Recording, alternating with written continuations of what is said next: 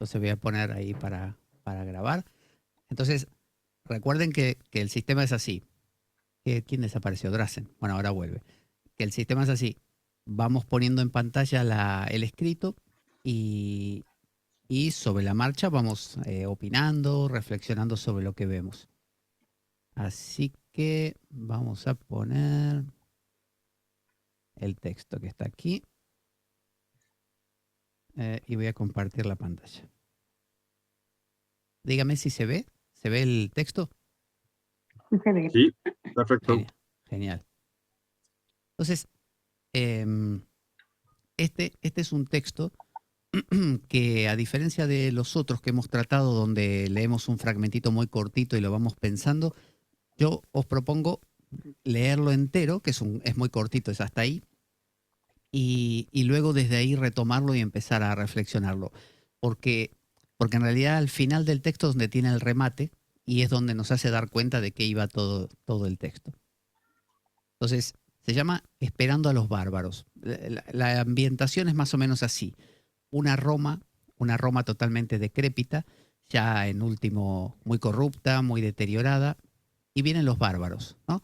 Como sabemos, Roma cayó con los bárbaros. Y este es ese momento donde todos saben que es inminente, que los bárbaros vienen, y qué pasa con la gente entonces. Entonces dice, ¿qué esperamos congregados en el foro? Es a los bárbaros que hoy llegan. ¿Por qué esta inacción en el Senado? ¿Por qué están ahí sentados sin legislar los senadores? Porque hoy llegarán los bárbaros. ¿Qué leyes van a hacer los senadores? Ya legislarán los bárbaros cuando lleguen. ¿Por qué nuestro emperador madrugó tanto y en su trono, a la puerta mayor de la ciudad, está sentado solemne y ciñendo su corona? Porque hoy llegarán los bárbaros. Y el emperador espera para dar a su jefe la acogida. Incluso preparó, para entregárselo, un pergamino. En él muchos títulos y dignidades hay escritos. ¿Por qué nuestros dos cónsules y pretores salieron hoy con rojas togas bordadas? ¿Por qué llevan brazaletes con tantas amatistas y anillos engastados y esmeraldas rutilantes? ¿Por qué empuñan hoy preciosos báculos en plata y oro magníficamente cincelados? Porque hoy llegarán los bárbaros. Y espectáculos así deslumbrarán a los bárbaros. ¿Por qué no acuden como siempre los ilustres oradores a echar sus discursos y a decir sus cosas? Porque hoy llegarán los bárbaros y les fastidian la elocuencia y los discursos. ¿Por qué empieza de pronto este desconcierto y confusión? Qué graves se han vuelto los rostros. ¿Por qué calles y plazas a prisa se vacían y todos vuelven a casa compungidos? Porque se hizo de noche y los bárbaros no llegaron. Algunos han venido de las fronteras y contado que los bárbaros no existen. ¿Y qué va a ser de nosotros ahora sin bárbaros? Esta gente, al fin y al cabo, era una solución. Entonces, Grande. sí, es muy bueno. Entonces, empezando así como desde el principio, para que podamos mirar alguna partecita que nos interese, ¿qué nos hace pensar qué es lo que sienten que tiene el poema, cuáles son los núcleos o los elementos que les llaman la atención?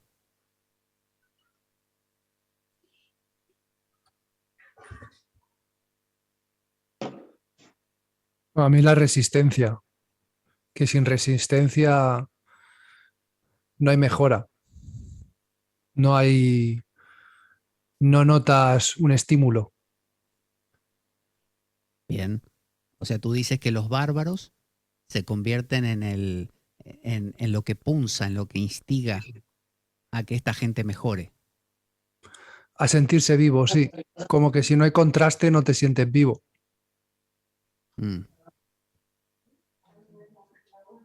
También es un poco más importante el tema de quién tiene responsabilidad de quién es el pueblo llano, lo que es la plebe. Los patricios, todos los que están en la parte de arriba, como que han tirado la toga y no quieren, no están esperando que haya un cambio. Sin embargo, el pueblo está pendiente tanto sea uno como sea otro, pues ahí estaremos. Entonces, Sí. más en plan, en cuestión de los responsables, que nos han dado cuenta que hay que estar hasta el sprint final. O sea, hasta el último momento hay que estar dándolo todo.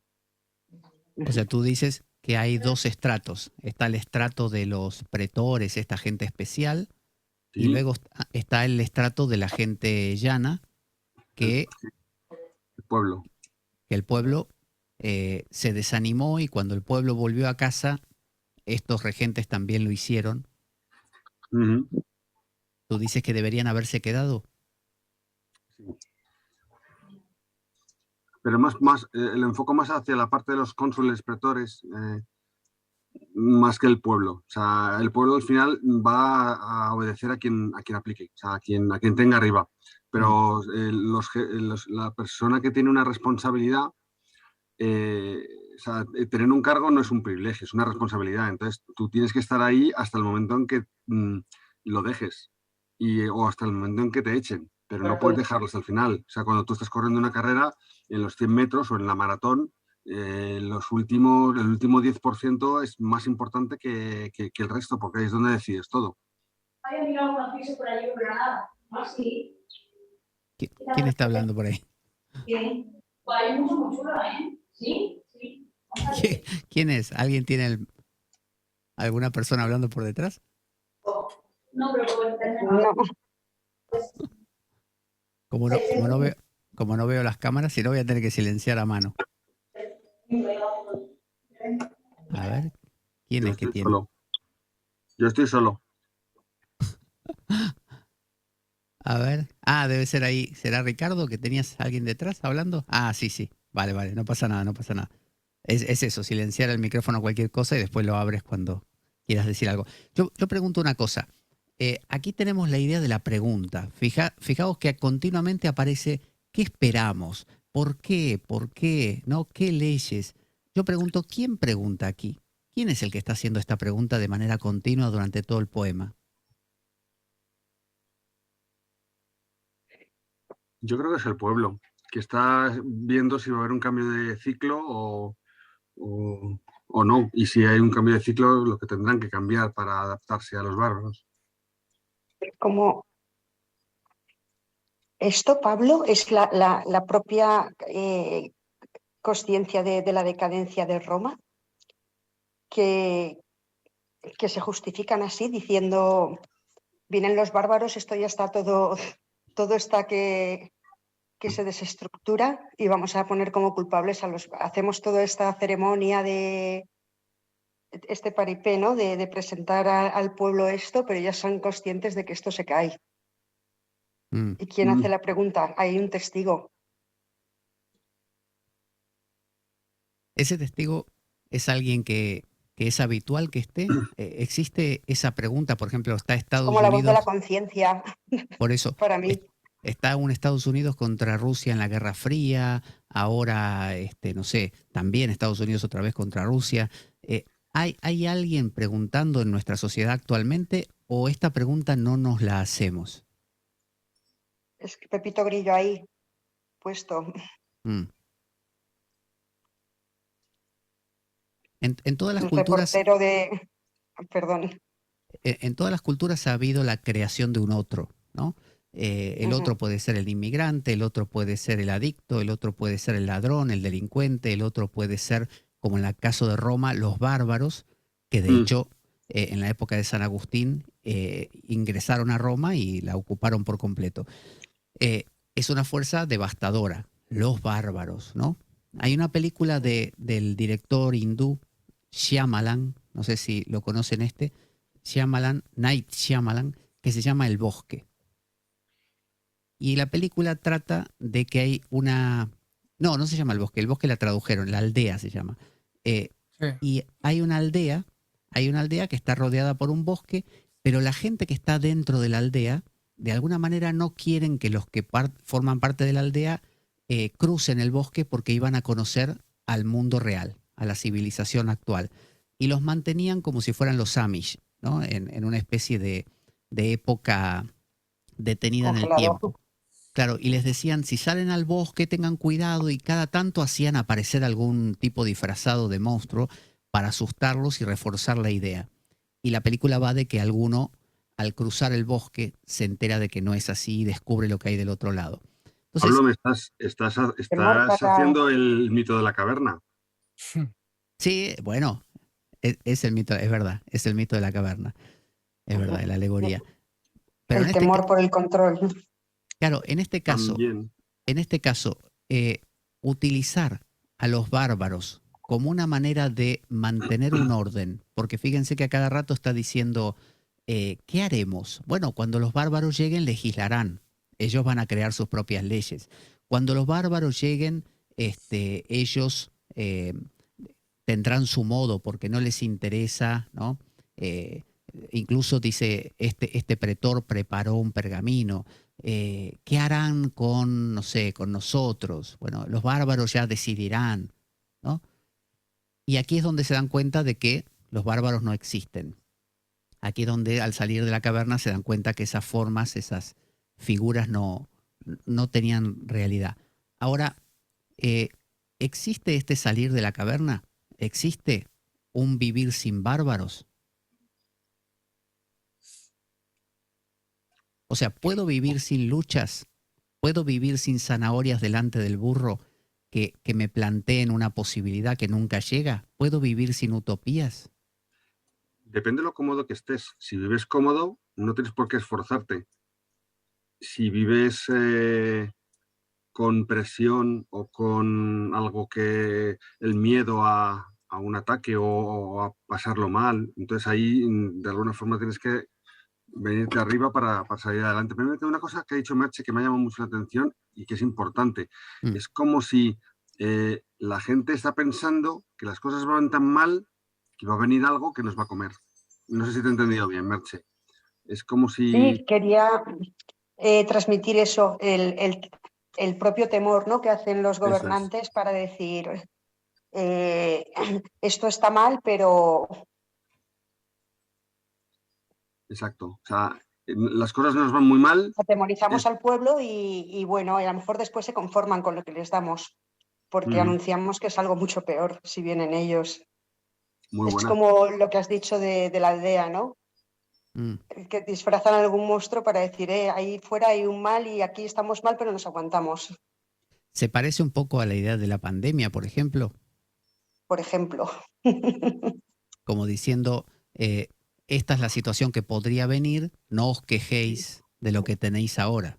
Sí, pero lo que podría venir no era tan malo. O sea, me vengo a referir que ¿qué es más malo? ¿El virus o existe la utopía, la esperanza, fuera de la aldea? O sea, me vengo a referir.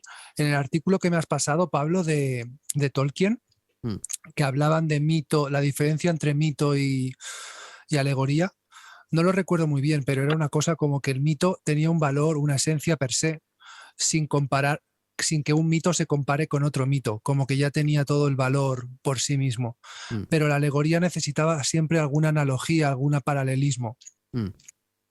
Cuando has dicho lo de la utopía, como fuera de la aldea de la película esta que has comentado, es como que, y si no era para tanto, o sea que el virus, digamos, de la película, la pandemia, digamos, igual que la peli, como que ese virus no era para tanto. Pero fuera del virus, o sea, la realidad fuera del virus, que no era para tanto, a lo mejor esa utopía se quedaba corta.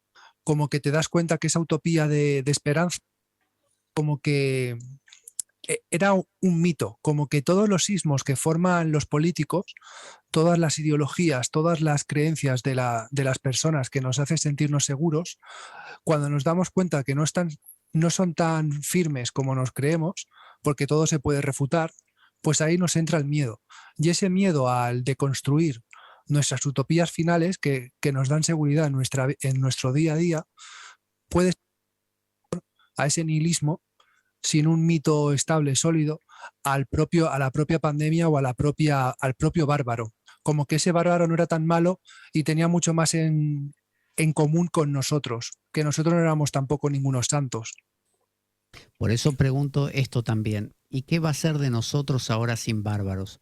Yo pregunto, una vida sin bárbaros, una vida sin problemas, sin problemas. O sea, no se me rompe la tubería, no tengo problemas de salud, ¿no? Esa utopía que todos queremos alcanzar. Cuando la ciencia no se prolongue la vida indefinidamente, cuando todo esté solucionado, cuando no haya bárbaros, ¿qué haremos? ¿Se puede vivir sin bárbaros? Son los que nos llevan, ¿no?, a desarrollarnos, Eso a un digo. crecimiento. O sea, ahí, por ejemplo, Mercedes, si no hay gravedad, ¿nuestros músculos se debilitan? Totalmente.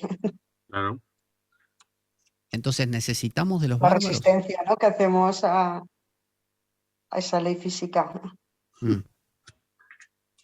Tú coges La un niño densidad pequeño. ósea. Sí. Coges un niño pequeño desde el principio, un gran emperador que nace, pequeñajo, 3 años, 4 años, le das todo y al final pues les interesa a sus consejeros no mejorar porque al final van a ser ellos los que manden y al final tienes una marioneta. La gente cómo aprende es enfrentándose a problemas y enfrentándose o sea, teniendo un proyecto y enfrentándose a los proyectos, a los problemas que surgen por el proyecto. Y así es como se crece. O sea, ningún marinero de verdad ha aprendido en agua dulce. Ha tenido que salir a la mar y pasarlas mal y ir a Magallanes, al Cabo de Hornos y pasarlas mal. Por eso aquí dice esta frase de ¿por qué nuestros 2 cónsules y pretores salieron hoy con rojas togas bordadas? O sea, salieron con las togas que no salen habitualmente. ¿Por qué llevan brazaletes con tantas amatistas y anillos engastados en esmeraldas rutilantes? Y sigue describiendo, ¿no? ¿Por qué ese exceso? Porque vienen los bárbaros y esto los deslumbra. O sea, hay un motivo para embellecerse, hay un motivo para fortalecer un músculo porque hay que vencer un enemigo, hay un motivo para estudiar porque tengo algo que conseguir después. Si yo salgo de la caverna y veo que todo era falso, que todo es, como dicen los hindúes, maya, una mera ilusión, que todo esto de los bárbaros era un montaje, ¿estoy perdiendo algo? Que es lo que se pregunta acá al final. ¿Qué hacemos ahora sin los bárbaros? Esta gente al final era una solución. O sea, ¿hay otra solución que no sean los bárbaros? Es que tú, Pablo, lo que contaste es en un vídeo de creerte tu propio juego, que es un poco lo que ha dicho César, de tú que haces un propósito y luego van saliendo obstáculos hacia ese propósito. Ese propósito, como en otros términos, el parchís o el juego de la oca o el dominó. Te inventas, o sea, esto lo llamamos juego del parchís. Esto lo llamamos territorios. Nos inventamos que los territorios son privados cuando no eran de nadie. Después inventamos el tiempo, que una ficha se mueve antes que otra, y luego inventamos el espacio-tiempo en un orden, que va de izquierda a derecha o lo que sea. Entonces te has inventado ese juego, ese propósito, te has inventado ese bárbaro, y la cuestión de aquí parece que sea el kit de la cuestión creértelo de verdad, para vivir. Porque si no te lo crees el juego, no hay bárbaros ni hay nada. Ten cuidado, Dras, porque estás con una cosa muy peligrosa. Cuando nosotros intentamos hacer un juego, estamos intentando de alguna forma hacer una especie como de símil de lo que sería la vida. Entonces, la vida tiene las normas, la naturaleza tiene sus normas, sus leyes físicas, la sociedad tiene sus leyes sociales y políticas. Entonces, cuando tú haces el juego de la oca, al poner las normas, estás diciendo una cosa que es artificial para jugar ese juego. Entonces, lo que es importante aquí es que esas normas deberían ser como la naturaleza de las normas que tenemos ahora. Entonces, lo que hay que tener mucho cuidado es no romper esas normas, porque nosotros en un juego sí podemos romperlas, pero en la naturaleza no. Esa es la diferencia que hay entre una cosa que es artificial y una cosa que es real. ¿Te refieres que si te conoces a ti mismo, tus propias leyes físicas, tu propósito se adaptará a tus leyes físicas? Entonces ya no es una utopía inventada, sino que es una realidad que se adapta. Un matiz.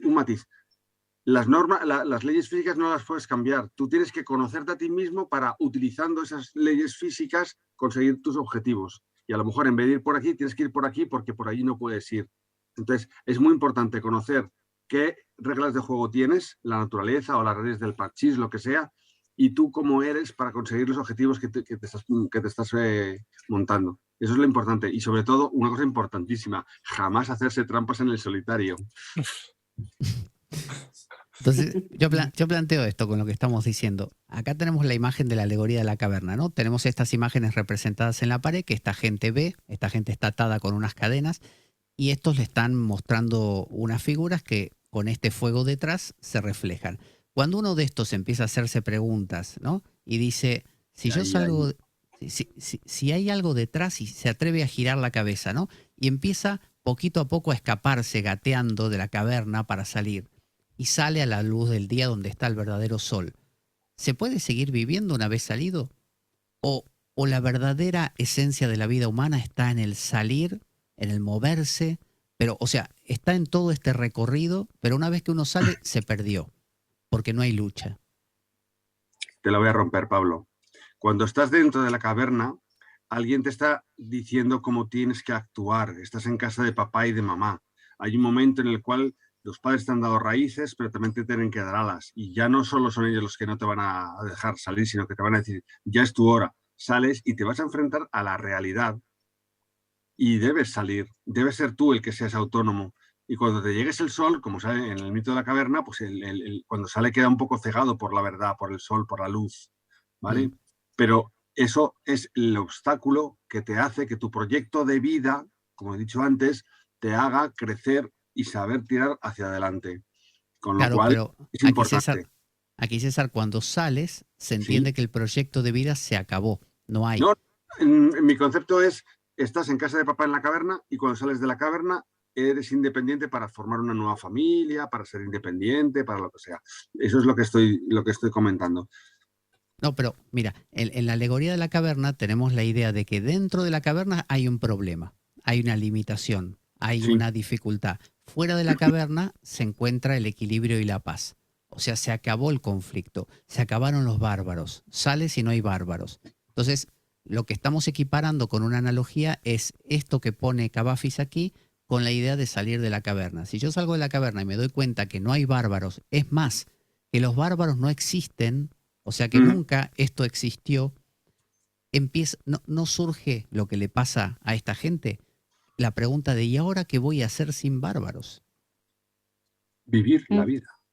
No, pero yo entiendo, tú hablas de que un niño que es criado por los padres y cuando sale del hogar paterno entra en otro mundo, que es el mundo habitual, con otros hogares y otras cosas. Sí. Pero aquí no estamos hablando de eso, estamos hablando de que lo que pone el autor al final es se acabó, no hay otra cosa, no hay más, ¿ves? No dice, bueno, y ahora nos buscaremos a... Dice, ¿y ahora qué hacemos? No hay bárbaros. Es que eso es una utopía, parece, porque parece que siempre hay una caverna en fractal, como lo de fuera de la Matrix y otra Matrix y otra resistencia. Eso parece que era después de morir, porque parece que eso de la fuera de la caverna sea en plan lo contrario a la vida, al cosmos, o sea, estático, inmóvil, perfecto, o sea, porque siempre habría, en lo imperfecto que es la vida, siempre hay resistencia, y si hay resistencia hay bárbaros, porque hay obstáculos. Bien, entonces lo que están diciendo es que cuando nos damos cuenta de que no existe algo, de que ya se resolvió, de que eso ya no es un obstáculo, que yo ya toco bien el violín, ya no es un problema, y me doy cuenta que ese problema no existe más, ahora toco bien, ¿qué hago? Me voy a buscar otro bárbaro porque hay muchos bárbaros. Ahora toco el clarinete, ahora bailo, ¿no? Siempre va a haber un bárbaro esperándome. ¿Sí? Una nueva necesidad. El bárbaro sería quizás como una necesidad de algo nuevo, de algo diferente. Un nuevo proyecto. Un nuevo proyecto. Entonces, el ser humano es un ser humano siempre que esté en proyecto. Si no hay proyecto, no hay ser humano, que es la muerte, es lo que decía Drazen. Hombre, puedes estar enfermo, o sea, puedes estar en el Bardo Todol, estás entre medias de un proyecto y otro, ¿no? Sí. Sería, también puede darse el caso, o que estés enfermo, o que estés en un proceso de preparación para o algo, pero, o sea, yo cuando digo proyectos, no estoy diciendo proyectos de quiero hacer un proyecto de comprar una cosa o de crear un prototipo de algo, estoy diciendo proyectos de vida muy, muy genéricos. Es el proyecto de ser niño adolescente, el proyecto de tener una familia, el proyecto de ser profesional, un proyecto es mucho más elevado, mucho más importantes. luego tendrás proyectitos, pero tú no puedes ser soltero y casado, no estar entre medias de las dos cosas. O sea, tú tomas una decisión y cambias para tener un proyecto de vida. Pero aquí están en ese bardo que tú dices, en ese limbo, porque acaban de darse cuenta de que no existen. ¿Qué hacemos sin bárbaros? Se dan cuenta que eso era una solución y, en teoría, ahora intentarán encontrar otros bárbaros. Ahora, pregunto, para que el bárbaro funcione, ¿qué tipo de bárbaro tiene que ser? O sea, ¿me sirve un problemita menor como que se me rompió la tubería de mi casa? ¿O tiene que ser un problemón como, por ejemplo, no sé, no perder mi trabajo o cosas más grandes? ¿Qué tipo de bárbaro funcionaría? Me refiero a para crear esto que vemos acá arriba. Acá arriba hay drama. Está toda la... Imaginemos todo esto, este drama, la gente con estas emociones, vendrán los bárbaros, ahí nuestros gobernantes se han puesto las mejores ropas, ¿qué dirán los bárbaros? Les cortarán la cabeza. ¿Todo esto qué tipo de bárbaro requiere? Una cosa, Pablo, parece que estás intentando buscar conflicto para tener atemorizado al pueblo para poder controlarlo. ¿Ese es el bárbaro que tú estás planteando? No planteo necesariamente que sea para controlar. ¿Por qué piensas que tiene que ser para controlar? Porque parece como que los bárbaros es algo que se han inventado los que están ahí mandando, ¿vale? Para tener al pueblo controlado. Pero es lo que les interesa. Sí, pero ahí, César, hay un detalle. Si tú dices que los gobernantes, ¿no? Los gobernantes son los que planean todo para controlar a la masa, al pueblo, ¿tú estás diciendo que los gobernantes no están sujetos a sus propios bárbaros? Depende el nivel de conciencia que tengan ellos para organizarse. A lo mejor es algo que se han inventado. Solo la capa de arriba, no sé. Pero o sea, quiero ¿cuál es el decir esto, objetivo? César. Quiero decir esto, los que están arriba, no sé, hoy en día Rockefeller, toda esta gente así, los Rothschild, toda esta gente tan así supuestamente poderosa, intrínsecamente en su interior, ellos para ser humanos no necesitan bárbaros, mientras que tú y yo sí. Ellos necesitan crear bárbaros para tenernos controlados. Ellos generan guerras para tenernos preocupados. Pero quería ver si estaba grabando. Pero ellos no necesitan bárbaros, repito, ellos en su interior no tienen este problema que nosotros tenemos. Sí, ellos tendrán sus miedos y cuando se enfrentan a los miedos y ven que no existen, a lo mejor se han dado cuenta que no existen, pero son otro tipo de bárbaros. Y son bárbaros, son dos tipos de bárbaros. Uno, el que ellos pueden crear para tener sumisa a la gente que tienen por debajo, y dos, sus miedos internos que tienen, que cuando se van a enfrentar a ellos porque ha llegado el día que llegan los bárbaros se dan cuenta que no existe. Entonces yo creo que eso sería un poquito como un miedo interno que tienes, el enfrentarte a la realidad. Ha llegado el día de salir de casa, el día de la boda, el día del examen fin de carrera. En ese momento te enfrentas a tus miedos. ¿Voy a poder hacer el examen bien o no? ¿Me va a ir bien o no? ¿Me voy a estrellar o no? Y de repente te das cuenta que no hay bárbaros, que no era tan complicado. O a lo mejor sí los hay. Son sus miedos internos. ¿Te das cuenta que Sí. Di, Pablo, di. No, digo, ¿te das cuenta que no hay bárbaros o te das cuenta que el bárbaro que hasta ahora estaba funcionándote como la boda o lo que fuera, no era un bárbaro ya o no es ya un bárbaro y con lo cual vas a apelar a otro? Y pregunto, esos poderosos que tienen sus propios bárbaros, que son de otro nivel que los nuestros, ¿no? Es el no quiero perder el gobierno mundial, dicen ellos. Nosotros decimos, queremos que salga bien la boda. Eso es. Intrínsecamente, en esencia, en un nivel no cuantitativo, sino cualitativo, ¿cuál es la diferencia? Ninguna. O sea que el ser humano, podríamos decir, está sujeto siempre a la necesidad, a la necesidad de buscar un otro al cual enfrentarse para superarlo, en tal caso, o no lograr superarlo, pero en el trámite, ¿qué? ¿Sentirse humano? ¿Qué? ¿Encontrar valía? ¿Qué? Es que yo creo que sí que hay bárbaros. Lo voy a contar rápido, en plan economía. El planeta hay unos recursos limitados. Es una isla desierta el planeta. Voluntariamente tú compras plátanos, imaginemos que los recursos son plátanos. Compras plátanos a quien te cae mejor o a quien te da un mejor servicio. Entonces los plátanos van a China. van a una zona de la isla, por ejemplo. Entonces, eso quiere decir que sin haber habido ninguna conspiración, el ciclo de la naturaleza es que los plátanos de los recursos del planeta vayan a una zona de la isla. Necesitas meter ahí en medio un Robin Hood que a los que se pasan teniendo muchos plátanos, a los ricos estos codiciosos, repartan los plátanos a los de la isla que tienen menos plátanos. Pero tienen menos plátanos no porque haya una conspiración que haya mala gente, sino porque voluntariamente la gente, los empresarios o quien sea, ha comprado sus plátanos a otro país. Entonces ya se ha fraccionado ahí los ricos y pobres. Aunque pongas un helicóptero tirando dinero desde encima de esa tirando plátanos a la isla, da igual, porque aunque haya plátanos infinitos, no, hayan muchos, todos sean ricos, todos los monos sean ricos, da igual, porque con el tiempo volverían los plátanos siempre a ir a una zona a quien te cae mejor, a quien es más simpático, a quien...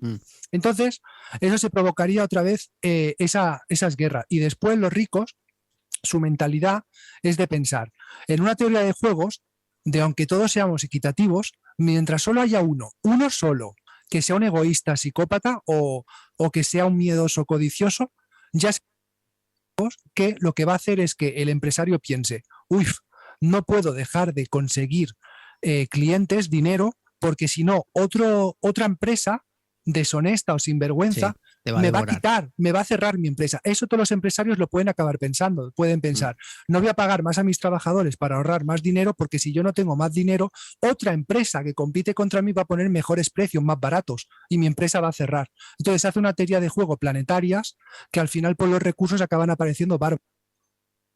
Bien, pero Drazen, ¿se puede salir de esa, que sería lo que dice Platón al salir de la caverna? Un salir completo, un salir y me salgo por completo de algo que, si nos fijamos, está ocurriendo en este relato, que es el tiempo. El tiempo. Los bárbaros crearon el tiempo porque están esperando. Cuando yo estoy esperando que ocurra un evento determinado, he creado el tiempo, porque estoy en un momento donde todavía no ocurrió lo que supuestamente va a ocurrir más adelante. ¿Cuánto tiempo transcurrirá? Ahí es donde creamos esta idea de el objeto deseado, cuando yo lo alcance, cuando venza a mi enemigo. Ese es el tiempo.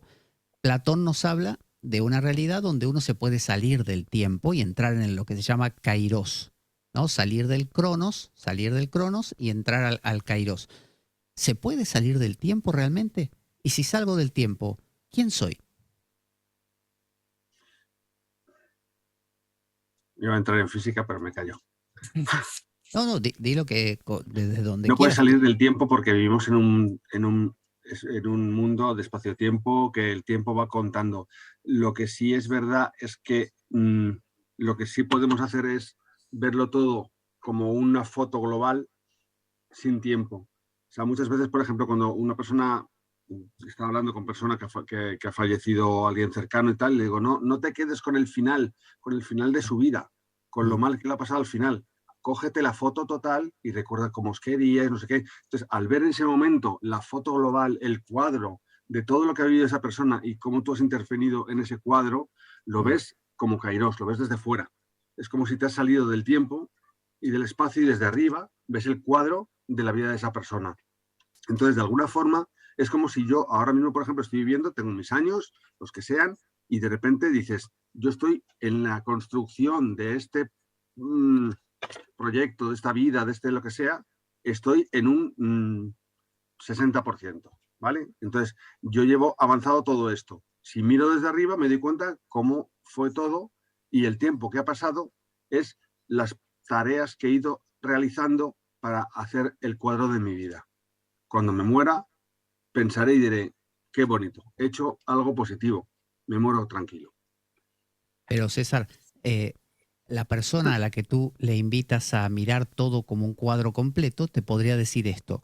¿Sabes qué, César? No quiero, porque a mí me interesa estar en el tiempo y quedarme con ese fragmento de mi ser querido, con uno solo, el que más me duele, porque me da dolor. O sea, lo que me da es patos, emoción, ¿no? Patos. Y te podría decir, César, si yo hago lo que tú me dices, no voy a sentir. No voy a tener la misma intensidad. Claro. tiene que pasar el duelo, por supuesto, por supuesto. Claro, pero más allá de lo que es un duelo por muerte, lo que quiero plantear es, esta gente del relato, esta gente que tenemos aquí atrás, son gente que está, imaginemos la escena, a tope de emoción. O sea, vienen los bárbaros, ¿qué pasará mañana? Perderemos todo, toda nuestra vida. Y si tú le dices, sal de la caverna, todo esto, los bárbaros no existen, le cuentas el final. Los bárbaros no existen. El tipo quizá te dice, ¿sabes qué? Vete de aquí. Yo quiero seguir creyendo que existen, porque mira todo lo que me da. Me da a que nuestros gobernantes se ponen las mejores ropas, me da a que nosotros nos preocupamos y pensamos en nuestros hijos. Entonces, primero, ¿se puede salir a esa visión global que tú le propones a la persona que se le murió el ser querido? Supongamos que sí. ¿Vale la pena? ¿Me interesa? ¿Me interesa estar ahí en esa apatía? Apatos, apatía. ¿Me interesa estar ahí? Vale. Es que lo único que se me ocurre que se puede, de un tiempo hacia futuro como evolución, un transhumanismo que podamos crear la comida muy barata. Por ejemplo, en China han creado cerdos muy baratos y hasta niñas gemelas artificialmente y la han metido en la cárcel a los científicos. Quiero decir que cuando todo el planeta pueda crear su propia comida muy barata de forma científica, o sea, en laboratorio, para que todo el mundo tenga lo básico, con eso básico seguirían habiendo bárbaros. Porque un bárbaro puede ser tu amargura, yo que sé, te molesta algo de tu cuerpo y tu amargura la pasas a tus familiares, o te molesta el ronquido de tu pareja. Es que bárbaro puede ser tanto incomodidad como tanto miedo. Vale decir, no quiero que mis hijos se mueran de hambre. Entonces habrá algún bárbaro. Por algo mis hijos están pasando hambres.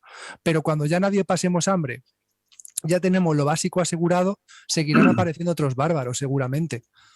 Os voy a contar una cosita, Pablo, a ver si, porque me parece que puede ser interesante. Sí. Es una cosa personal, ¿vale? Yo durante muchos años tenía una pesadilla recurrente. La pesadilla recurrente es que estaba yo en mi casa y había un monstruo que me estaba persiguiendo. Entonces yo cambiaba de habitación constantemente porque el monstruo creía que iba a llegar y me iba a alcanzar. Eso era algo que yo no me estaba intentando enfrentar a mis bárbaros. ¿Vale? Entonces, ¿qué pasó? Un día me di cuenta que en el sueño, de repente, que el monstruo va a venir. Y de repente dije, vale, pues que venga. Cuando llegue el río, veré cómo le cruzo. Y de repente desapareció el sueño. Las pesadillas desaparecieron. En ese momento me di cuenta que no tienes que tener miedo de tus bárbaros, tienes que enfrentarte a ellos. Y hay veces que a lo mejor desaparecen, como en el escrito o como en mis pesadillas, porque realmente no había tal monstruo. A lo mejor sí lo hay, pero lo que hay que hacer siempre es buscar, irte al problema, intentar arreglarlo o analizarlo. Si no lo hay, alegría, y si no, pues a por ello. Pero César, si entendemos que tú superaste ese miedo, pero que hay otro estrato de miedo esperándote, más sutil que ese, o en otra parte por lo menos, ¿de qué se trataría? ¿De deshacerse del patos, de la emoción, del miedo, ¿no? O de una optimización de los bárbaros? Exactamente. Ves que no hay bárbaros y de repente llegas al siguiente problema y va a haber unos ultra bárbaros. Y ahora vienen los hunos, y ahora vienen los árabes. Y ahora vienen y así van viniendo ahora vienen los napoleónicos y nos invaden poco a poco, todas las andanadas que hay. Vale, entonces pongamos este ejemplo. Tenemos un niño en el colegio que se pelea con otros niños, arman dos bandas y se matan entre ellos a palos. Entonces viene el profesor y dice, no, momento. No ataquen al otro porque no se trata de la cosa externa, el bárbaro lo llevan dentro y los necesitamos, es verdad, así que optimicemos. Cada uno va a intentar superarse en aprenderse las tablas de multiplicar. ¿Funcionará eso? No funciona. Tú lo que estás diciendo es que internamente tenemos unos arquetipos bárbaros o de problemas o de algo que tenemos que podemos tener o no. Y cuando llega el día, según la línea de tiempo que tú has puesto, te das cuenta que ese bárbaro no existe. Pero el arquetipo a lo mejor tú dices, si le sigues teniendo dentro. Sí. Entonces tienes que decir, vale, le tengo dentro, con lo cual ahora aparecerá otro bárbaro o otra línea de tiempo en la cual tú tendrás que ver, oye, pues una cosa nueva, pues tendrás que hacer lo mismo. Lo que pienso no hay que hacer es cruzarse de brazos y cuando llegue llegará. No, si ves que puede haber algo, vete preparando. Pero lo que tienes que hacer es ir depurando la rueda del samsara hasta que consigas quitarte ese miedo interno que tienes totalmente y ya llegas al nirvana. Algo Pero así por eso, yo pregunto, dos preguntas, que eran las de antes. ¿Hay un totalmente? ¿Hay un totalmente o es una utopía que nunca nadie ha vivido? ¿Hay un totalmente? Y si lo hay, ¿en qué me convierto cuando llego a ese famoso nirvana? ¿Dejo de ser humano? ¿En qué me ¿Qué significa convierto? totalmente, Pablo? Perdona, no te entiendo. Y tú planteabas la idea de deshacerse del miedo, o sea, de los Sí. bárbaros, totalmente. Mm. Imagino que quieres decir que nunca más aparece ningún problema en tu vida. No, de ese estilo, no. Problemas vas a tener en la vida siempre. El caso es que tú tengas un problema y que a lo mejor atacando el problema por un sitio o por otro, no consigues arreglarlo. Muchas veces cuando vas al psiquiatra o al psicólogo, no, como no he ido nunca, no sé cuál es quién, ellos van detectando que hay partes de tu vida que no están del todo depuradas, y entonces te dicen, trabaja esta parte, y de repente arreglas problemas, pero igual te das cuenta que la causa raíz no se ha arreglado, que has arreglado otra cosa. Entonces, son bárbaros que tienes en el camino y a lo mejor el totalmente, o sea, el problema final nunca jamás lo vas nunca vas a vivir sin problemas.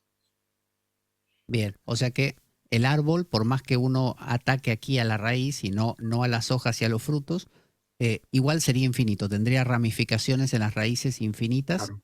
con lo cual los bárbaros, estás diciendo, nunca desaparecerían. Yo creo que ni Buda consiguió librarse de todos sus bárbaros, quizá al final. Bien, entonces, ¿se trata de optimizar los bárbaros? O sea, en lugar de perseguir y matar brujas, que sería algo externo, intento superar mi, no sé, Ahí, exacto, ir a la causa raíz. Ir a la causa raíz para intentar arreglar los problemas. O sea, no vas a poder con todos, porque la vida es mucho más complicada de la que tenemos. Entonces, es no cerrarte los ojos, no huir de los problemas, tampoco ir inconscientemente contra ellos, pero sí intentar ver las cosas, analizarlas e intentar mejorarlas. Y el día que llegan los bárbaros, pues estar preparado para enfrentarte a lo que tengas que enfrentarte. Y el siguiente capítulo nuevo. Aquí nos pone esto. Algunos han venido de las fronteras y han contado que los bárbaros no existen. ¿Sirve eso? ¿Sirve No, que yo te diga, César, deja de matar brujas, porque las brujas no existen? A mí no me vale. Yo como científico tengo que demostrarlo. Si tú me dices que no, a lo mejor me estás intentando calmar para que no me ponga nervioso, o me estás mintiendo para que ataquen los bárbaros mejor, no sé. Yo tengo que saberlo, porque yo soy el objeto de mi vida. Tú eres un consejero, no eres el rey. Yo soy el rey de mí. O sea que es un proceso en el fondo individual. O sea, si tú estás matando brujas y yo estoy matando brujas y los dos nos damos y uno de nosotros se da cuenta de que las brujas en realidad no existían, era una proyección de nuestra propia ira. Si yo descubrí eso, te tengo que dejar en paz como diciendo, tú sigue matando hasta que te des cuenta. Hombre, le puedes ayudar también. O sea, cuidado que estamos con dos cosas. Una cosa es el tema personal, que es lo que estábamos defendiendo en los últimos minutos, y luego está el tema de los gobernantes. Eso vamos a dejarlo un poquito aparte. Si yo yo soy el dueño de mi vida y quiero intentar mejorarla. Entonces, si tú me dices que no hay bárbaros, ante afirmaciones excepcionales hay que dar pruebas excepcionales. Dímelo, asegúrame que realmente no lo hay. Y si no, pues bueno, al final te puedo creer, igual que creo tantas cosas que no he probado, porque pues así es la vida, ¿no? Pero eso en cuanto a la persona. Y la persona tiene una mejora continua en 20.000, en todas las fases de la vida. Y luego, si le damos la otra vuelta a la parte de los gobernantes, es mucho más complejo. O sea, ya nos tendríamos que meter en el príncipe de Maquiavelo y esas cosas, porque sería el gobernante máximo el que está al cargo de su pueblo, igual que tú estás al cargo de tu cuerpo, de tus cosas, de tus circunstancias, tu familia, ¿vale? Entonces, de alguna forma, ahí tienes que jugar dos bazas. Uno, que eres diferente, que tienes personas a tu cargo, eres responsable y que tienes que cuidar de ellas. Y las normas cambian un poquito. Pero mira, aquí tenemos como varios niveles. ¿Alguien quería decir algo que escuché? No, pues cuando acabéis con esta última frase que has señalado, los últimos versos, sí, de algunos han venido de las fronteras y contando que los bárbaros no existen. Sí. Esto sí que responde a la pregunta que tú has hecho antes. ¿Existe realmente el salir de la caverna? Parece que hay algunos. Aparentemente, llevando el tema por aquí. aparentemente hay algunos que se han dado cuenta de que por lo menos los bárbaros, que parece ser una de las opciones, no existen, ¿no? Y eso que serían genera... nuestros enemigos mentales, de la índole que sean, Pablo, Sí. tal y como lo estáis contando César y tú. Sí. Entonces, mira, tenemos este párrafo de aquí arriba nos muestra que empieza un desconcierto y confusión. Fíjense qué triste es la escena, qué graves se han vuelto los rostros, por qué calles y plazas aprisa se vacían y todos vuelven a casa compungidos, ¿no? ¿Por qué se hizo de noche porque se hizo de noche y los bárbaros no llegaron? Entonces, teníamos creencias, ¿no?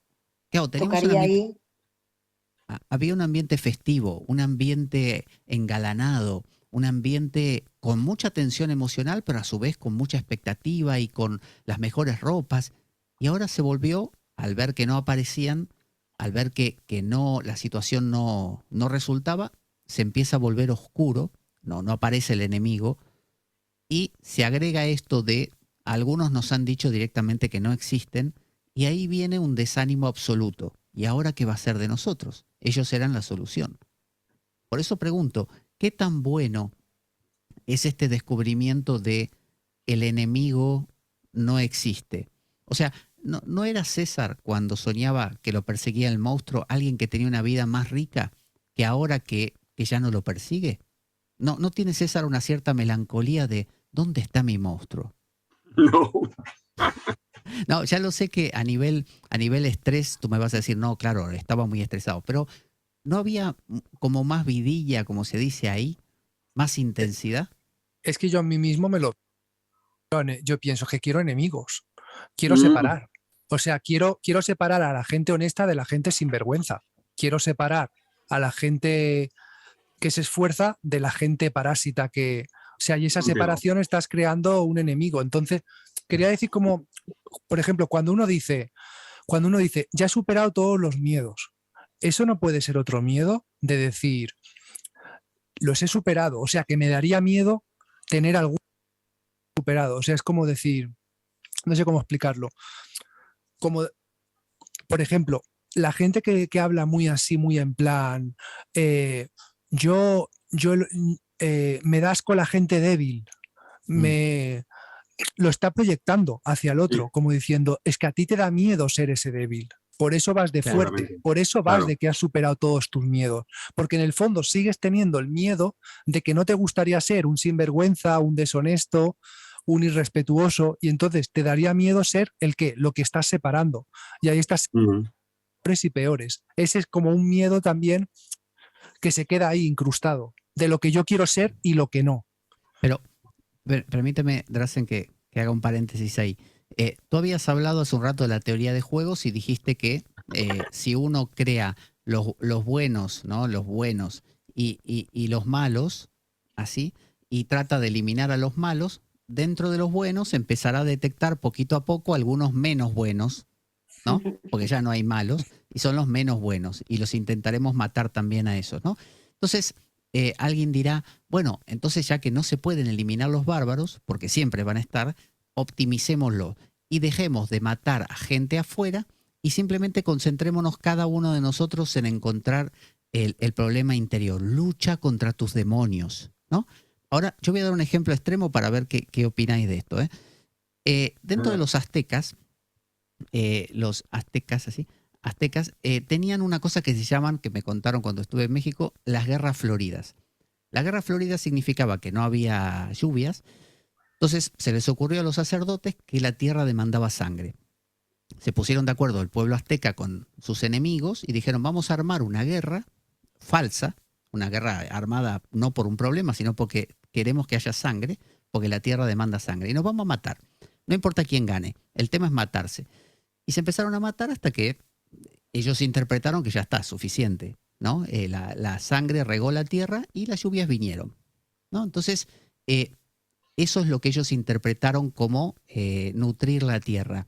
Crearon un enemigo externo totalmente, o sea, se moría la gente acuchillada ahí con esos cuchillos de ¿cómo se llama esta piedra volcánica? Y obsidiana. De obsidiana, eso, obsidiana, buenísimo. Entonces yo quiero hacer este planteamiento. ¿Cuál sería la diferencia? ¿Por qué es mejor luchar con los demonios internos y no ir a las cruzadas a matar sarracenos, o viceversa, los de ISIS matando a los occidentales o los aztecas matándose entre sí con los otros pueblos. ¿Por qué es mejor? ¿Solamente porque no mueren vidas humanas cuando uno se mata a sus propios demonios? Estamos volviendo a separar la parte individual de la parte colectiva. La parte individual es yo tengo mis problemas y poquito a poco los voy mejorando. Y la parte colectiva es tengo unos gobernantes que son unos enfermos que se van a las cruzadas, que hacen la yihad y que matan gentes para que se aflore en México vuelva otra vez a tener lluvia y esas cosas. Me parece o sea, lo separo totalmente. O sea, no... Una cosa no me aporta nada porque me parece una salvajada históricamente cosas que han hecho mal nuestros gobernantes y la otra me parece rica. Además, ¿Pero por qué? Porque ¿cuál es el argumento de lo interior? Sí, tú te sientas en tu casa en soledad y estás peleando contra, no sé, el apego, ¿viste? Te estás dando con un látigo en la espalda interior para vencer eso, ¿no? Y ya tienes sabes que soy histórico. Ahora lleva eso a lo colectivo, como tú dices, simplemente lo agrandas como si tu organismo no fuera un conjunto de células llamado César, sino que ahora es un conjunto de individuos llamado nación, ¿no? Ese conjunto de individuos dice, me voy a torturar a mí mismo, llámalo guerra civil, o un organismo mucho más grande llamado humanidad dice, me voy a torturar a mí mismo, llamado guerra civil universal, guerra mundial le llamamos. ¿Cuál es la diferencia? Me has devuelto la pelota, Pablo. Muy bien, muchas gracias. Cuando he dicho antes lo de Maquiavelo, era un poco esto. O sea, realmente esos gobernantes que están locos y están intentando fustigarse a sí mismos, utilizan a su pueblo como parte de ellos mismos sin ellos sufrir nada. Entonces,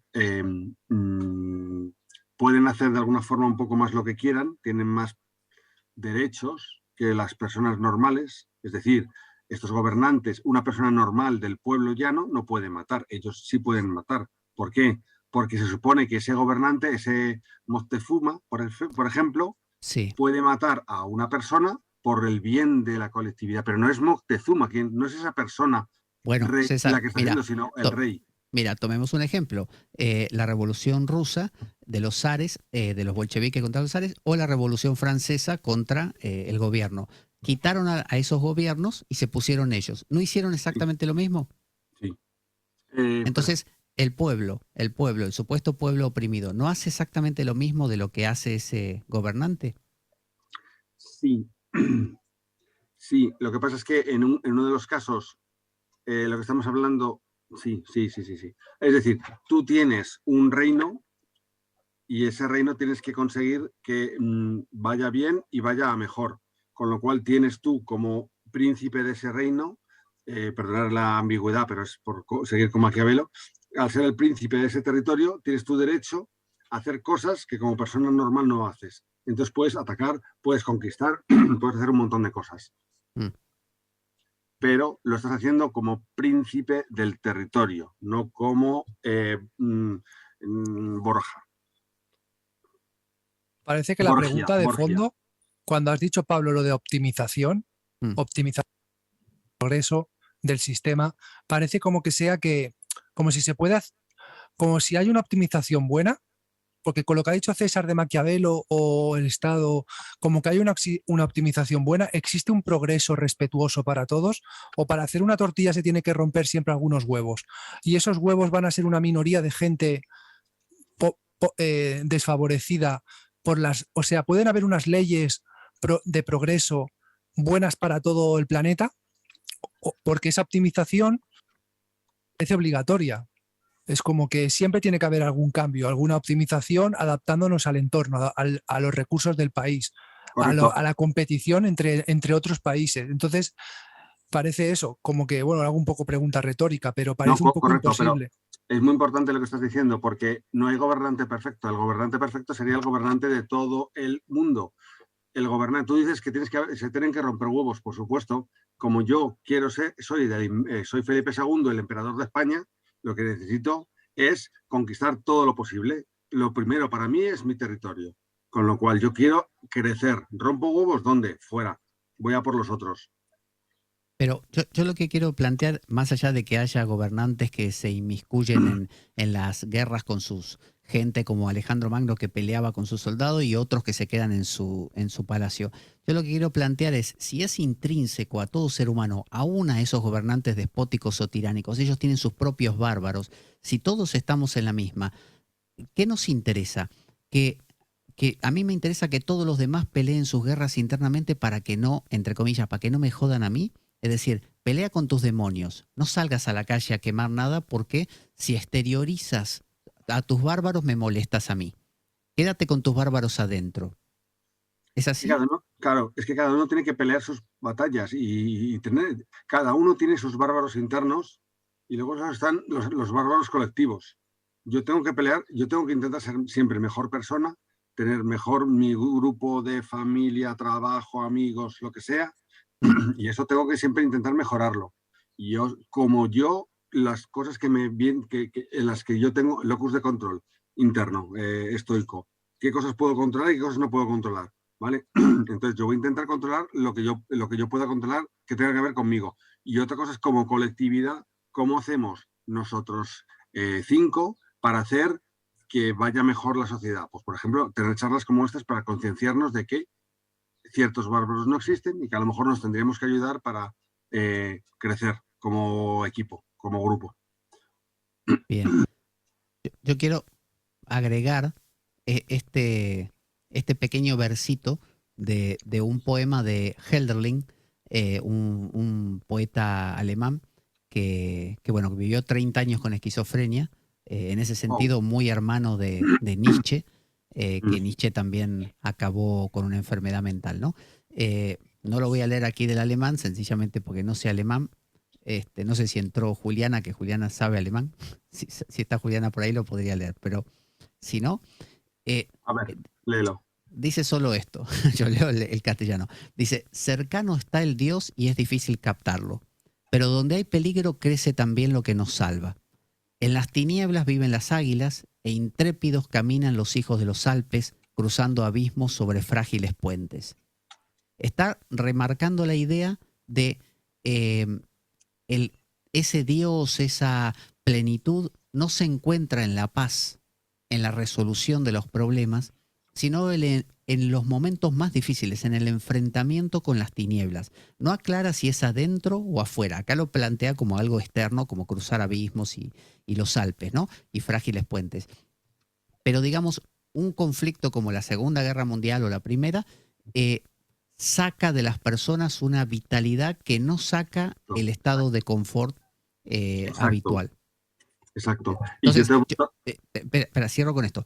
Entonces, si lo llevamos, no sé, a un matrimonio donde los dos se llevan perfectamente bien. Uno dice sí, el otro dice sí. Uno dice no, el otro dice no.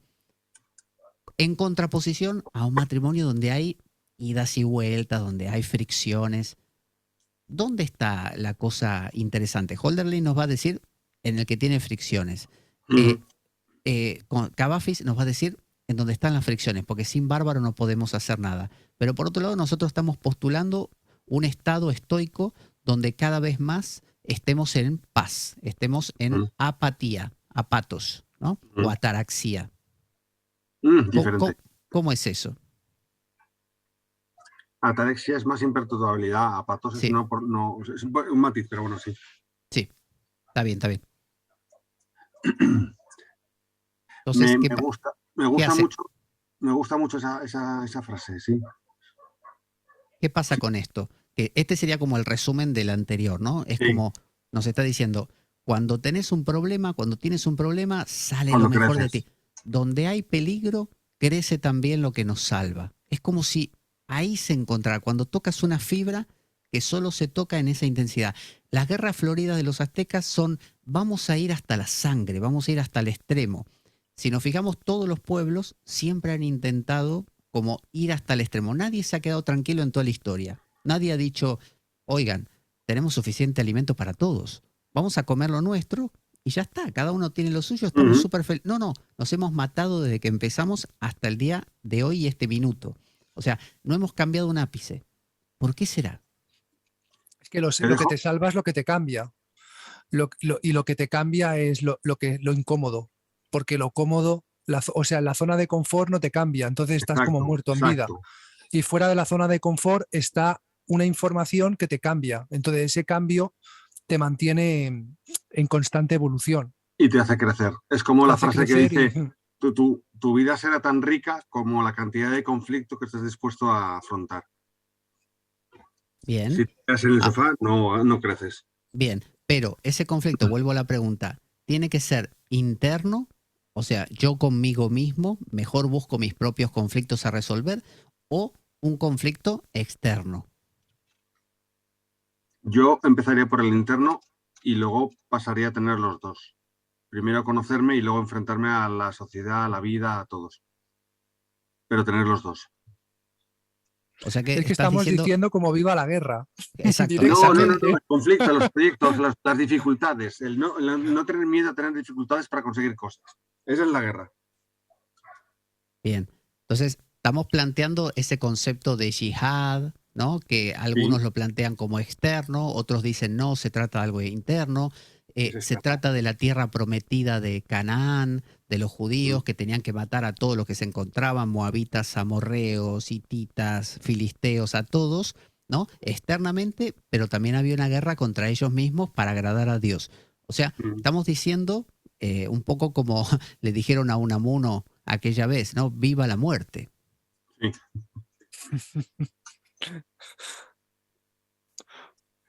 Casi nada. Nos dice Helderlin, en las tinieblas viven las águilas, e intrépidos caminan los hijos de los Alpes cruzando los abismos sobre frágiles puentes. Es una filosofía quizá que resuena mucho a Roma, ¿no? A esta cosa de imperar. Pero si vemos los vikingos se estaban matando entre ellos todos los días, todos los clanes se peleaban entre sí. Y los aztecas no eran nada pacíficos tampoco, y los incas eran brutales también. El Tahuantinsuyo, que era el incanato ese, dominaban a todos los otros pueblos. Por eso cuando España llega, lo que hace es lo mismo que hizo Inglaterra cuando llegó a la India. Compró a los pueblos pequeñitos para que atacaran al grande entre todos, se unieran con los españoles y vencieran al pueblo inca. Bueno, la guerra está en todas partes, entonces. ¿Hay salir de la caverna? Hay que salir de la caverna. Es que me he imaginado siendo César el gobernador de todo el planeta, cuando ha dicho, es que hay diferentes gobernadores. Bueno, pongamos que solo hay uno. Ya está. Solo hay un gobernador para todo el planeta. ¿Habrían huevos rotos o no? Ojo, claro. Pero es lo que decíamos hace un rato.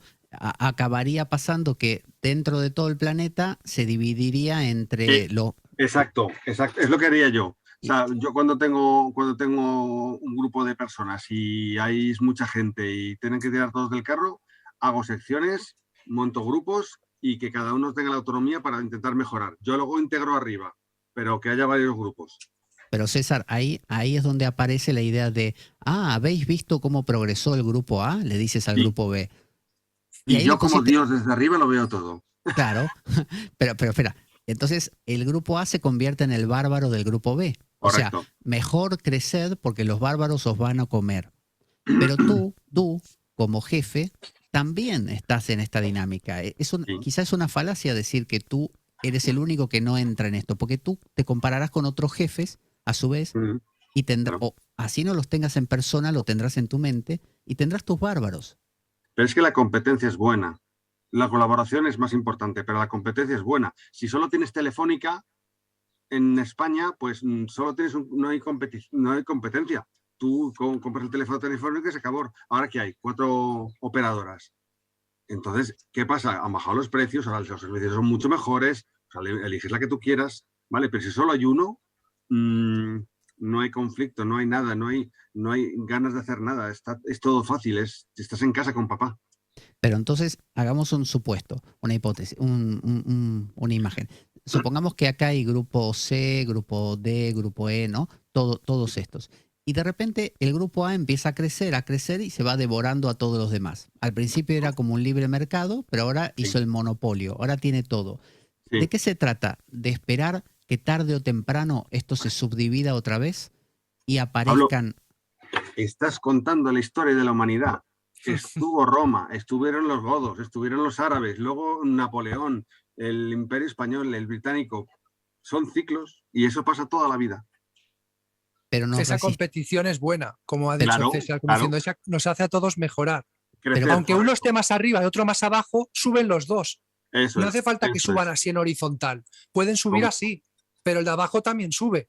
Eso Sí, es. pero siempre están estos que nos dicen, los bárbaros no existen. Vendrán otros que dicen, no, esa competencia no es sana, ¿no? Porque es falsa, es una competencia creada por ustedes mismos. Desmantélenla, desmanteladla. Y nos quedaremos, que sería la propuesta, por así decir, de izquierdas, ¿no? La izquierda, la propuesta comunista. No compitamos entre nosotros. La propuesta de derechas más capitalista, compitamos entre nosotros. La izquierda va a decir, es que si todos competimos, el más poderoso va a acabar comiéndose a todos los demás, ¿no? Y el capitalismo dirá, no hay problema, porque eso en algún momento se va a volver a subdividir. La izquierda dice, sí, pero no tenemos ganas de esperar a que eso pase. Mejor desde un principio estemos todos equiparados. ¿Y dónde vives mejor? No sé, yo pregunto. A ver, tal y como está la humanidad ahora mismo, lo que hace crecer la humanidad es el capitalismo. Lo que no quita que dentro de 500 años estemos preparados y el comunismo sea lo mejor. Cuando la gente no trabaje por dinero, sino por realización. Que la gente trabaje por el grupo. Ahí sí estará preparada la sociedad. Una sociedad más nórdica, como son ahora, que ayudan mucho, trabajan mucho, pagan muchos impuestos.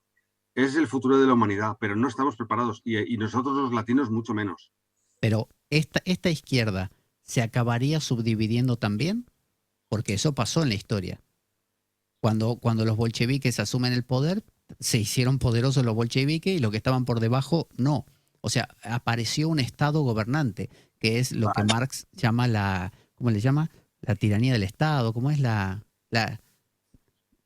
bueno, hay algo así, una palabra así, como diciendo es un paso anterior a donde todos lleguemos a la tierra prometida y seamos todos iguales.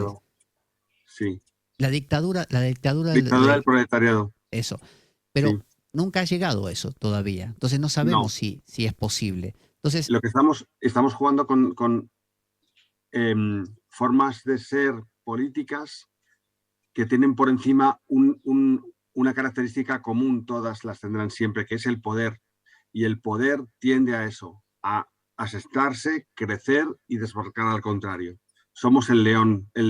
Hasta que no venga un león joven y me gane, todas las hembras son mías. Eso es lo que quiere el poder siempre, tener el sillón y crecer. Pero entonces, dentro de lo capitalista, digamos, esa es la actitud, la que tú dijiste recién del león. Ahora, dentro de lo que son revoluciones más de socialistas, Revolución Francesa, que depone a los gobernantes del momento, les corta la cabeza en la guillotina, pero después aparece Napoleón, que hace exactamente lo mismo y se pone en el poder y se autonombra emperador. ¿No? Los bolcheviques sacan a los zares, los matan y después se ponen ellos, pero resulta que después crean la dictadura del proletariado y nunca se acaba, nunca pasa al otro estadio. Entonces, lo que pregunto es, si en los dos casos se producen las mismas cosas, ¿de qué se trata la cuestión? ¿De mantenerlo así y dejar que pase? ¿De interiorizar estos procesos, porque es más importante interiorizarlos? ¿De hacer unas guerras floridas cada tanto y matarnos todos en la Primera Guerra Mundial, la Segunda Guerra Mundial, la tercera que venga? ¿De eso se trata? Buena pregunta. Para mí parece que para mí se trata de producir, aunque nos quejemos, para que unos países no. O sea, es como elige tu competición. Si te gusta el baloncesto, pues elige la guerra del baloncesto para competir con los otros equipos mejores del baloncesto. ¿Te gusta ser panadero? Pues elige la guerra de panadero. ¿Te gusta ser carnicero? Pues elige una carnicería contra otra. Un país contra otro, la productividad de un país, el PIB de un país contra el PIB de otro, llegarán guerras hasta que llegue un transhumanismo que se pueda producir la comida mucho más barata y así. Y entonces va un país que... Ten cuidado con lo que dices, Dras, porque eso, a ver, el poder en el mundo empezó en el neolítico, cuando empezó a haber excedentes de comida. Cuando de repente antes vivíamos en una comunidad comunista perfecta en la cueva, vivían todos, unos cazaban, otros hacían otra cosa, vivían todos fenomenal, nadie era más que nadie, el consejo de ancianos era el que daba consejos y los jóvenes los que hacían las cosas. Pero César, espera, antes de que sigas, ¿por qué crees que es así si cuando vemos los leones se matan? ¿Cómo? ¿Por qué crees que antes de la agricultura la gente se llevaba como en una tierra prometida o como en un paraíso, si en realidad los animales, si miramos a los animales, que son todavía más simples, se matan todos? Pero se matan unos contra otros. El único caso es el león, porque quiere tener el poder, nada más. Pero claro. Y en el neolítico, el tema antes de la agricultura, el tema de el fuego, se mataban por el fuego, por las piezas de caza, ¿no? Este sí, es mío. Unos grupos contra otros, sí, pero en cuanto tienes un grupo, en principio ellos quieren ser más fuertes y crecer.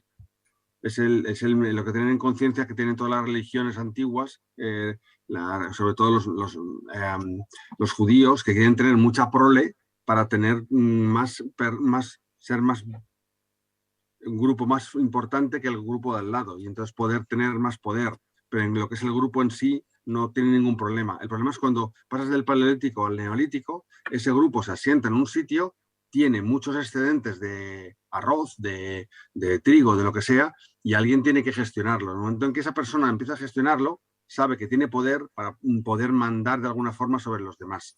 Entonces, lo que comenta Dras, ahí hablas del grano y todo eso, pero antes, en este paleolítico que citas, cuando el jefe de la tribu, ¿no?, de cazadores, tenía acceso a, ponle, hembras, ¿no?, ponle más comida, ¿no?, más piezas de comida de lo que habían cazado, siempre iba a haber otro que iba a decir, ¿y si lo matamos y nos quedamos con eso?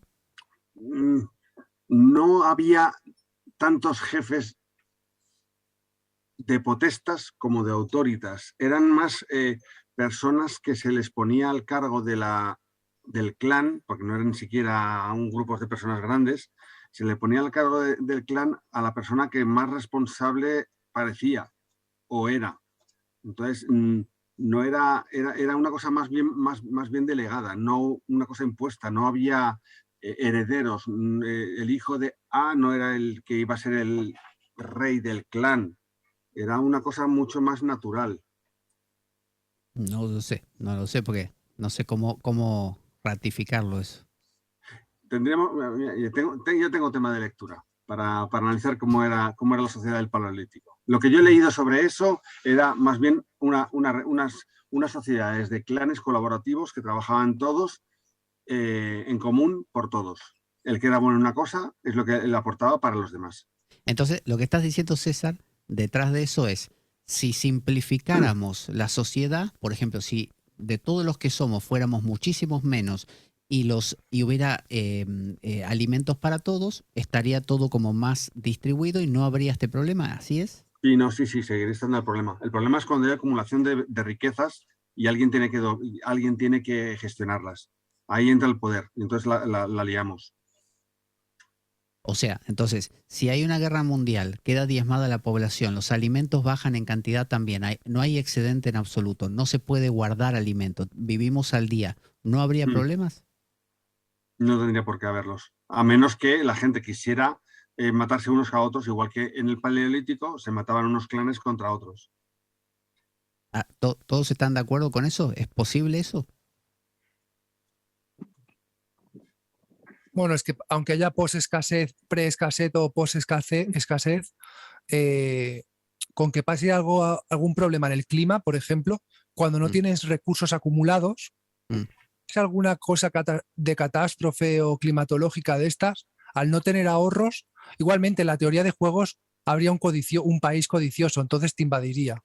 Aunque tú seas el bueno de la película que quieres vivir con lo justo tu país, autosostenible, tipo Gandhi, lo que quería, al final te vendría otro país, te vendría Inglaterra, lo que sea. Sí. Aquí cuando hubo escasez, entre comillas, de papel higiénico, la gente se mataba. Hace poco fue con el aceite, que querían todos comprar aceite de oliva. ¿Qué pasó con el periódico? Antaño. Bueno. Muy bien. Bueno, creo que hemos hecho un análisis. La idea, recuerden, de esto no es llegar a una conclusión definitiva, sino explorar distintas vías que este pequeño texto nos pueda sugerir, ¿no? Entonces, yo se los voy a pasar dentro de un ratito para que también lo puedan volver a mirar y ver los detalles. Y la idea, tanto de este como el de Patmos, de Hölderlin, que es este pedacito, nos puedan llevar a pensar estas cosas que tienen que ver con la política, tienen que ver con la religión, tienen que ver con la sociología, ¿no? Con la economía, con todo, con todo. ¿Qué os ha parecido? Bien. Yo creo que ha habido un debate Pablo. así interesante. Perdona, Merche. Yo voy un poquito en diferido por la distancia y a veces corto sin querer. Ay, latencia, perdón. ¿Estás Sí, fuera? un poquito ahí. Sí. Muy Pues bien. Pablo, al final nos desarrollamos peleándonos. Eso es, Que esa es sería la la clave. tendencia de... Y Sí. la pregunta que tú has lanzado de cómo optimizar esto, ¿no? Que sería como una salida, una posible salida que tú propones. Es que no lo sé, yo tampoco lo sé, simplemente es un plantear Para pensarlo, ¿no? Como tú dices. Sí. Me gusta la idea de que no haya respuestas tampoco definitivas, sino que las cuestionemos, las pensemos, dudemos de lo que decimos, planteemos escenarios posibles, a ver si ahí se valida lo que estamos diciendo o no. Y de todo eso, cuando nos vayamos a dormir hoy, con la cabeza dando vueltas a estas cosas, algo surgirá, o no, o dentro de un tiempo. Ok. Muy bien. Bueno, Bárbara, no sé si sigue ahí. ¿Estás ahí, Bárbara? Aquí estoy, sí. Mira, y hablamos de los bárbaros, Bárbara, ¿eh? Sí, Manifiéstate. No, además Bárbara trabaja unos muñecos que le llaman los barbaritos. Así que hoy hablamos de los bárbaros y está Bárbara con sus barbaritos. Qué mejor. Muy bien. Bueno, Muy bien.